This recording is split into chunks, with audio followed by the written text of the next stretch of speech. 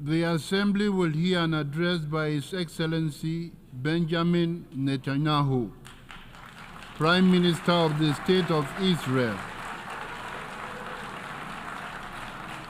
I request protocol to escort His Excellency and invite him to address the Assembly.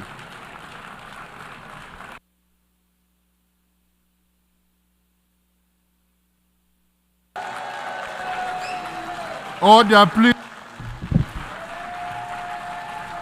Ladies and gentlemen, order.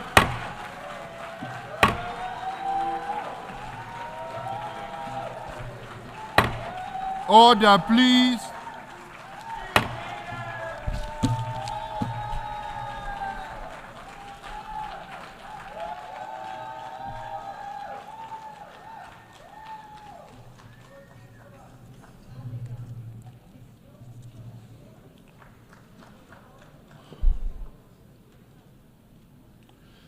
Mr. President,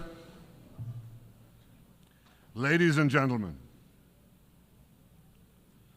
I didn't intend to come here this year. My country is at war, fighting for its life. But after I heard the lies and slanders leveled at my country by many of the speakers at this podium, I decided to come here and set the record straight.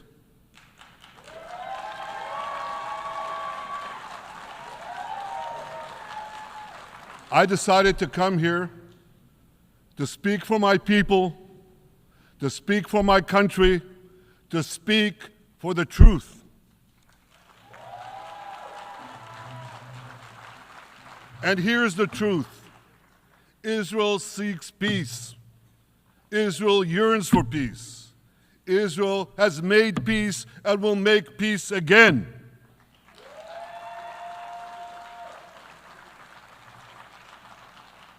Yet we face savage enemies who seek our annihilation, and we must defend ourselves against these savage murderers. Our enemies seek not only to destroy us, they seek to destroy our common civilization and return all of us to a dark age of tyranny and terror. When I spoke here last year, I said we faced the same timeless choice that Moses put before the people of Israel thousands of years ago. As we were about to enter the Promised Land, Moses told us that our actions will determine whether we bequeath to future generations a blessing or a curse. And that is the choice we face today. The curse of Iran's unremitting aggression, or the blessing of a historic reconciliation between Arab and Jew. In the days that followed that speech, the blessing I spoke of came into sharper focus. A normalization deal between Saudi Arabia and Israel seemed closer than ever. But then came the curse of October 7th. Thousands of Iranian-backed Hamas terrorists from Gaza burst into Israel in pickup trucks, on motorcycles, and they committed unimaginable atrocities. They savagely murdered 1,200 people. They raped and mutilated women. They beheaded men. They burned babies alive. They burnt entire families alive, babies, children, parents, grandparents, in scenes reminiscent of the Nazi Holocaust. Hamas kidnapped 251 people from dozens of different countries, dragging them into the dungeons of Gaza. Israel has brought home 154 of these hostages, including 117 who returned alive. I want to assure you, we will not rest until the remaining hostages are brought home too. And some of their family members are here with us today. I ask you to stand up.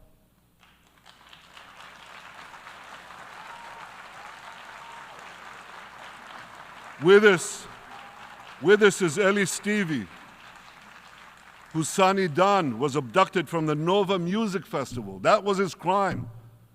A music festival. And these murderous monsters took him. Kobe Smirno, whose son Jonathan was murdered, and his corpse was taken into the dungeons, into the terror tunnels of Gaza. A corpse held hostage. Salim al-Atrash, whose brother Muhammad, a brave Arab-Israeli soldier, was murdered. His body too was taken to Gaza.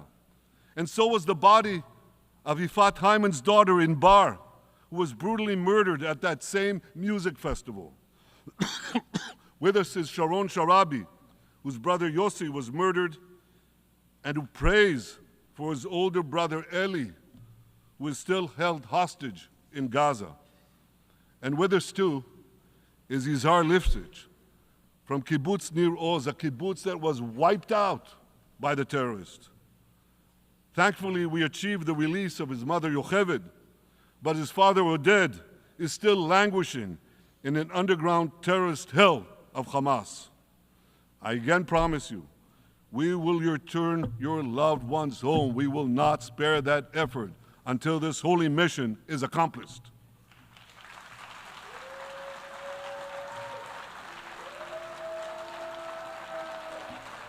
Ladies and gentlemen, the curse of October 7th began when Hamas invaded Israel from Gaza, but it didn't end there.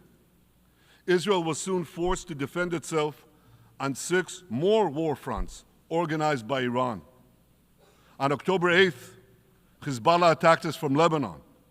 Since then, they fired over 8,000 rockets at our towns and cities, at our civilians, at our children. 2 weeks later, the Iran-backed Houthis in Yemen launched drones and missiles at Israel, the first of 250 such attacks, including one yesterday aimed at Tel Aviv. Iran's Shiite militias in Syria and Iraq have targeted Israel dozens of times over the past year as well. Fueled by Iran, Palestinian terrorists in Judea and Samaria perpetrated scores of attacks there and throughout Israel.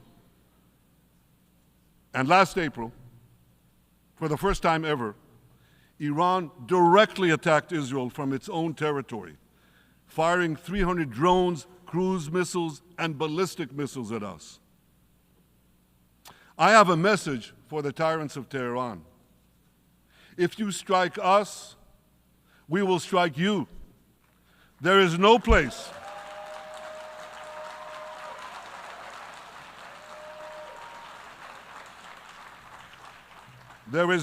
in Iran that the long arm of Israel cannot reach, and that's true of the entire Middle East. Far from being lambs led to the slaughter, Israel's soldiers have fought back with incredible courage and with heroic sacrifice. And I have another message for this assembly and for the world outside this hall. We are winning.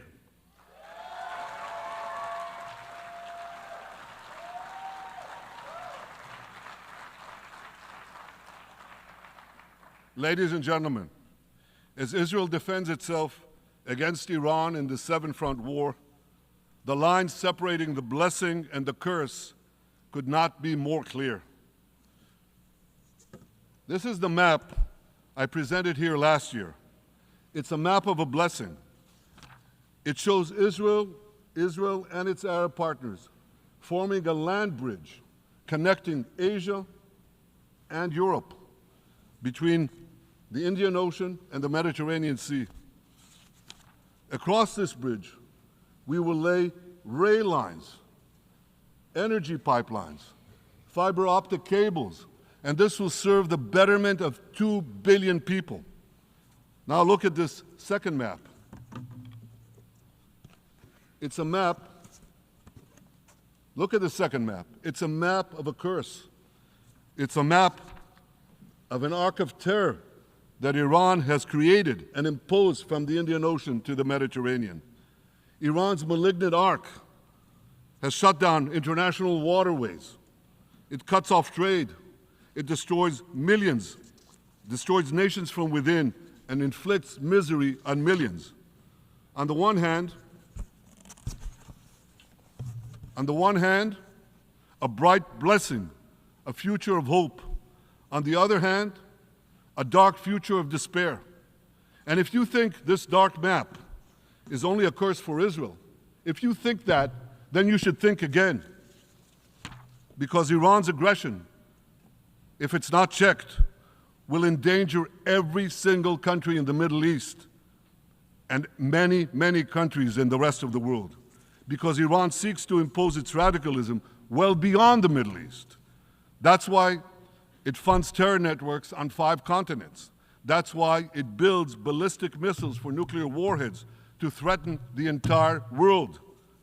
For too long, the world has appeased Iran. It turns a blind eye to its internal repression. It turns a blind eye to its external aggression. Well, that appeasement must end. And that appeasement must end now.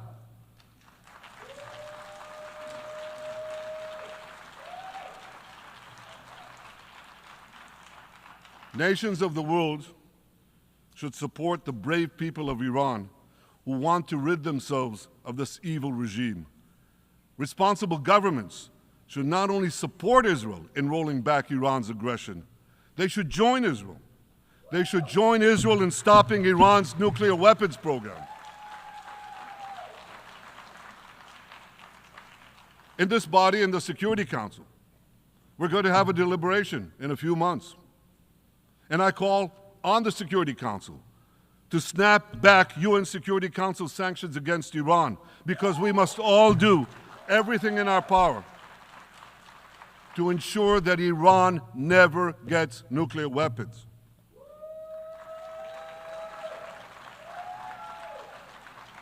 For decades, I've been warning the world against Iran's nuclear program.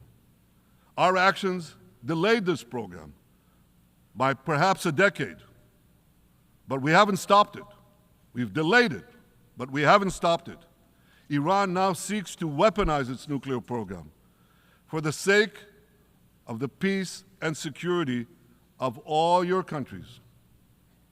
For the sake of the peace and security of the entire world, we must not let that happen. And I assure you, Israel will do everything in its power to make sure it doesn't happen.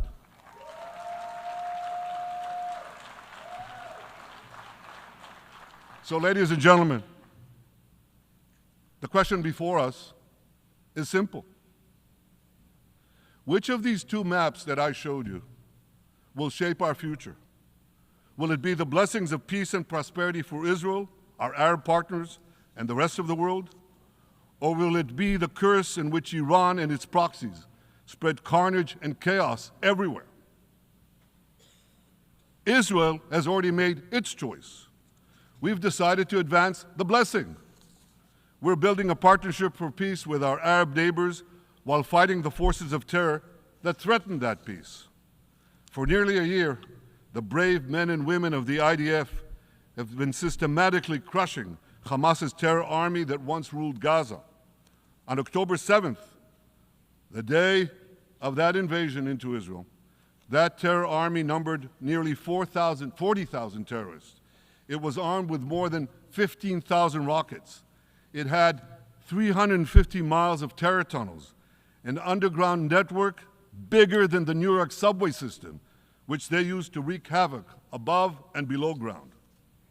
A year later, the IDF has killed or captured more than half of these terrorists, destroyed over 90% of their rocket arsenal, and eliminated the key segments of their terror tunnel network.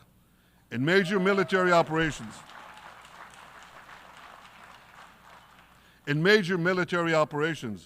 we destroyed nearly all of Hamas's terror battalions, 23 out of 24 battalions. Now, to complete our victory, we are focused on mopping up Hamas's remaining fighting capabilities. We are taking out senior terrorist commanders and destroying remaining terrorist infrastructure. But all the while, and I'll say this one more time, we remain focused on our sacred mission, bringing our hostages home, and we will not stop until that mission is complete. Now, ladies and gentlemen, even with Hamas's greatly diminished military capability, the terrorists still exercise some governing power in Gaza by stealing the food that we enable aid agencies to bring into Gaza. Hamas steals the food, and then they hike the prices. They feed their bellies, and then they fill their coffers with money that they extort from their own people. They sell the stolen food at exorbitant prices. And that's how they stay in power. Well, this too has to end, and we're working to bring it to an end.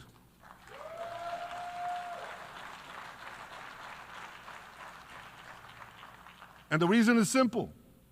Because if Hamas stays in power, it will regroup, rearm, and attack Israel again and again and again, as it is vowed to do. So Hamas has got to go.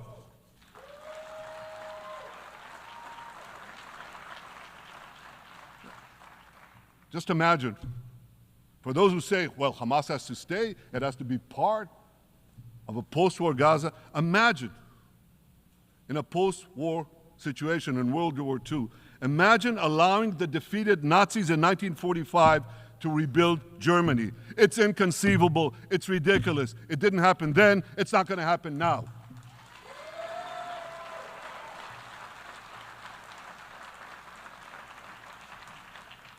This is why Israel will reject any role for Hamas in a post-war Gaza.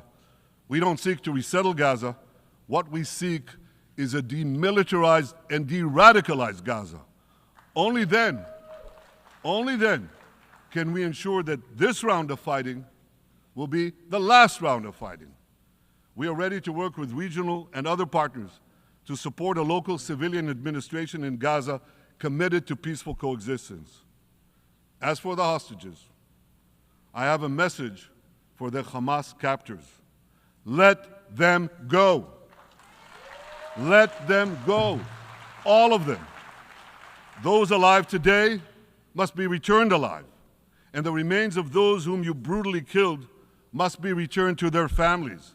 Those families here with us today, and others in Israel, deserve to have a resting place for their loved ones, a place where they can grieve and remember them. This war, ladies and gentlemen, this war can come to an end now. All that has to happen is for Hamas to surrender, lay down its arms, and release all the hostages. But if they don't, we will fight until we achieve victory, total victory. There is no substitute for it.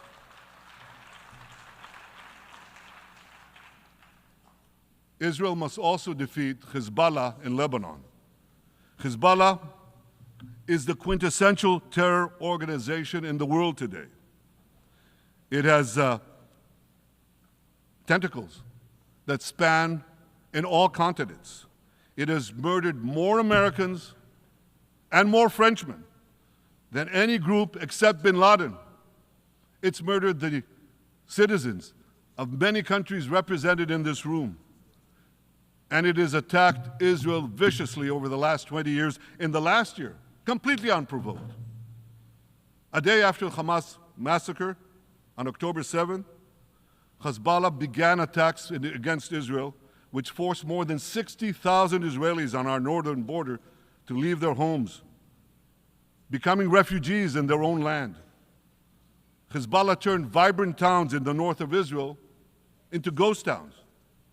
So I want you to think about this in equivalent American terms. Just imagine if terrorists turned El Paso and San Diego into ghost towns. Then ask yourself, how long would the American government tolerate that? A day? A week? A month? I doubt they tolerate it even for a single day. Yet Israel has been tolerating this intolerable situation for nearly a year. Well, I've come here today to say, enough is enough.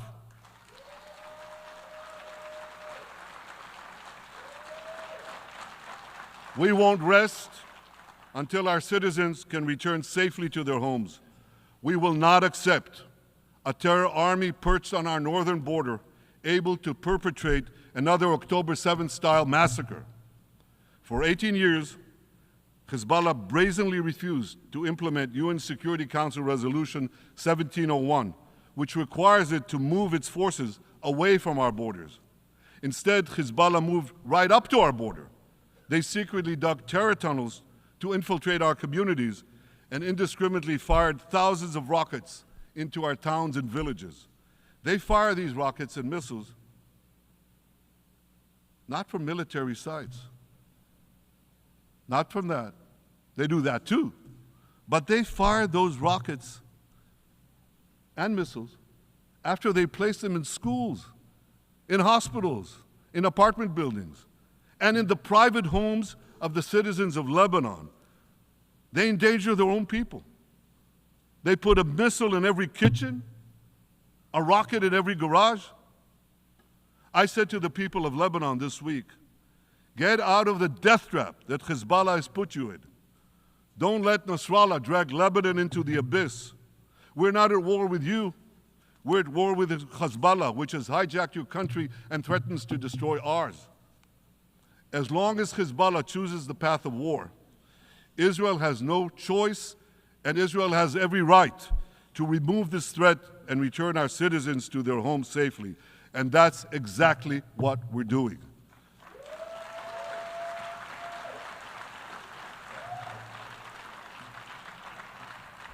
Just this week, the IDF destroyed large percentages of Hezbollah's rockets, which it built with Iran's funding for 3 decades. We took out senior military commanders who not only shed Israeli blood, but American and French blood as well. And then we took out their replacements, and then the replacements of their replacements. And we'll continue degrading Hezbollah until all our objectives are met.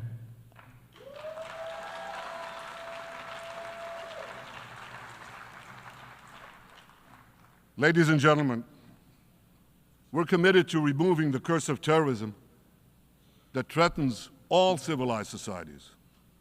But to truly realize the blessing of a new Middle East, we must continue the path we paved with the Abraham Accords 4 years ago. Above all, this means achieving a historic peace agreement between Israel and Saudi Arabia.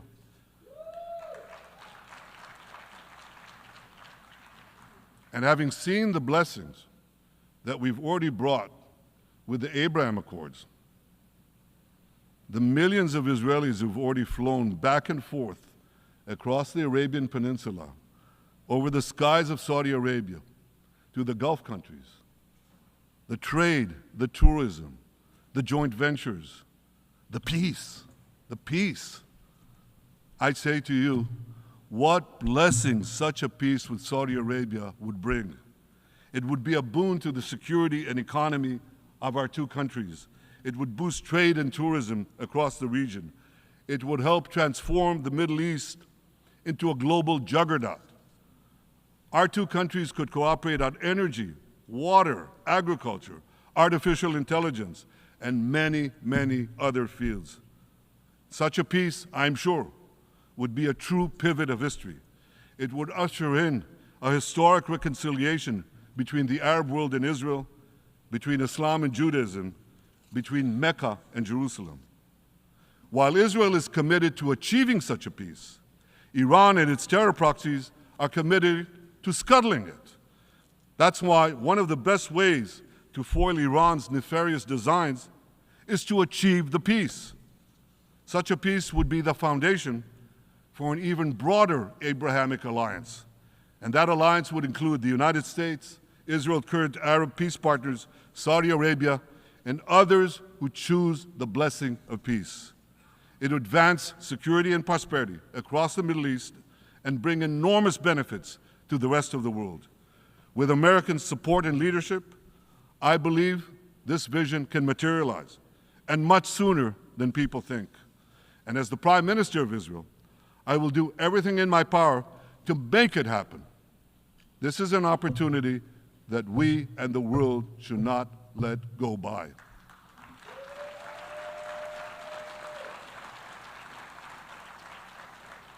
Ladies and gentlemen, Israel has made its choice. We seek to move forward to a bright age of prosperity and peace. Iran and its proxies have also made their choice. They want to move back to a dark age of terror and war. And now I have a question. And I pose that question to you. What choice will you make? Will your nation stand with Israel? Will you stand with democracy and peace? Or will you stand with Iran, a brutal dictatorship that subjugates its own people, exports terrorism across the globe? In this battle between good and evil, there must be no equivocation. When you stand with Israel, you stand for your own values and your own interests. Yes, we're defending ourselves, but we're also defending you against a common enemy that through violence and terror seeks to destroy our way of life. So there should be no confusion about this. But unfortunately, there is a lot of it in many countries and in this very hall, as I've just heard. Good is portrayed as evil, and evil is portrayed as good. We see this moral confusion when Israel is falsely accused of genocide, when we defend ourselves against enemies who try to commit genocide against us. We see this too when Israel is absurdly accused by the ICC prosecutor of deliberately starving Palestinians in Gaza. What an absurdity. We helped bring in 700,000 tons of food into Gaza. That's more than 3,000 calories a day for every man, woman, and child in Gaza. We see this moral confusion when Israel is falsely accused of deliberately targeting civilians. We don't want to see a single person, a single innocent person die. That's always a tragedy. And that's why we do so much to minimize civilian casualties, even as our enemies use civilians as human shields. And no army has done what Israel is doing to minimize civilian casualties. We drop flyers, we send text messages, we make phone calls by the millions to ensure that Palestinian civilians get out of harm's way. We spare no effort in this noble pursuit. We see yet another profound moral confusion when self-described progressives march against the democracy of Israel. Don't they realize they support the Iranian-backed goons in Tehran and in Gaza, the goons who gun down protesters, murder women for not covering their hair, and hang gays in public squares, some progressives? According to the U.S. Director of National Intelligence, Iran funds and fuels many of the protesters against Israel. Who knows, maybe some of the protesters, or even many of the protesters outside this building now. Ladies and gentlemen, King Solomon, who reigned in our eternal capital, Jerusalem, 3,000 years ago, proclaimed something that is familiar to all of you. He said, "There is nothing new under the sun." Well, in an age of space travel, quantum physics, and artificial intelligence, some would argue that's a debatable statement. But one thing is undeniable. There is definitely nothing new at the United Nations.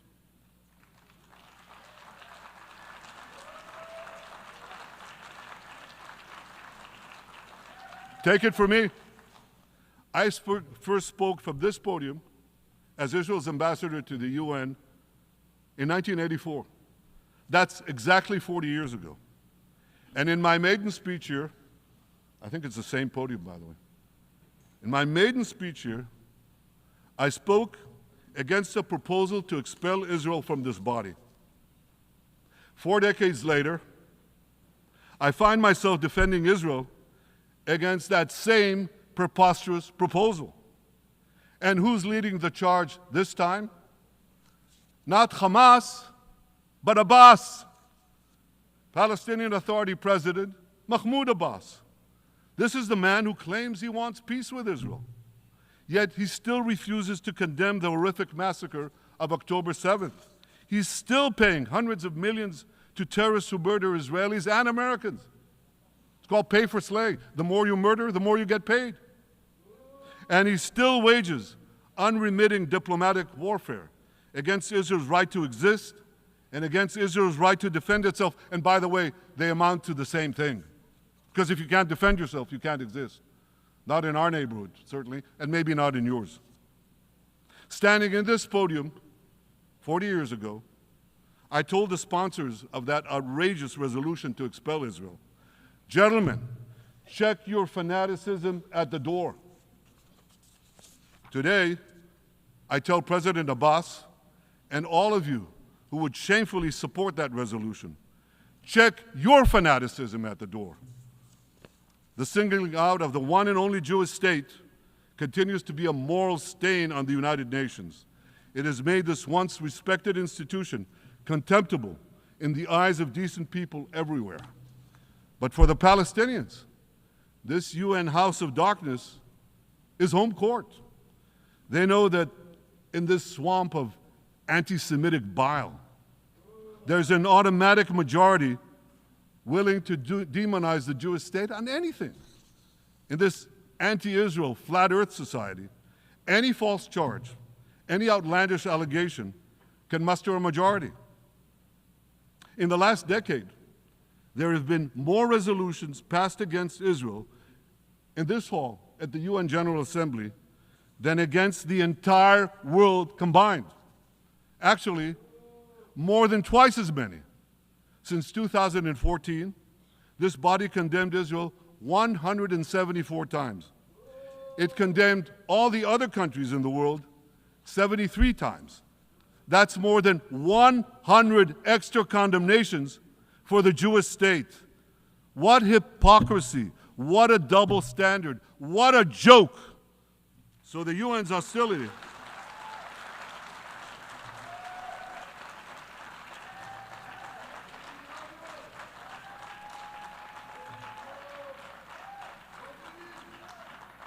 So all the speeches you heard today, all the hostility directed at Israel this year, it's not about Gaza.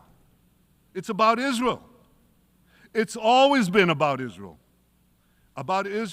very existence. And I say to you, until Israel, until the Jewish state is treated like other nations, until this anti-Semitic swamp is drained, the UN will be viewed by fair-minded people everywhere as nothing more than a contemptuous farce. Now, given the anti-Semitism at the UN, it should surprise no one that the prosecutor at the ICC, one of the UN's affiliated organs, is considering issuing arrest warrants against me and Israel's defense minister, the democratically elected leaders of the democratic state of Israel. The ICC prosecutors rushed to judgment. His refusal to treat Israel with its independent courts, the way other democracies are treated, is hard to explain by anything other than pure anti-Semitism. Ladies and gentlemen, the real war criminals are not in Israel. They're in Iran.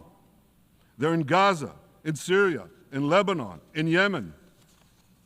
Those of you who stand with these war criminals, those of you who stand with evil against good, with a curse against the blessing, those of you who do so should be ashamed of yourselves.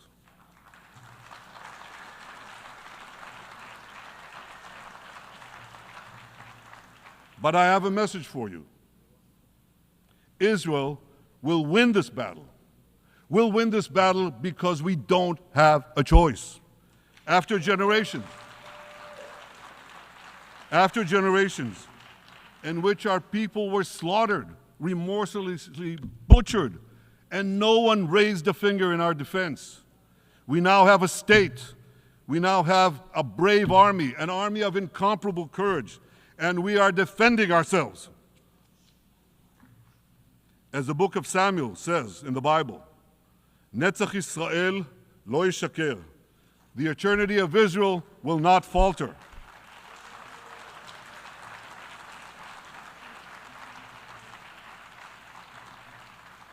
In the Jewish people's epic journey from antiquity, in our odyssey through the tempests and upheavals of modern times, that ancient promise has always been kept, and it will hold true for all time. To borrow a great poet's phrase, Israel will not go gently into that good night. We will never need to rage against the dying of the light, because the torch of Israel will forever shine bright.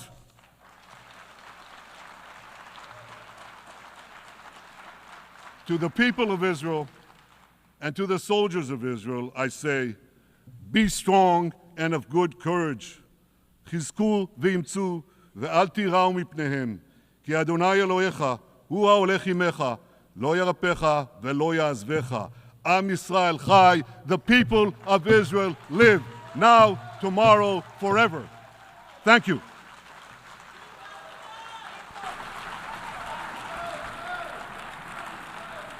On behalf of the Assembly, I wish to thank the Prime Minister of the State of Israel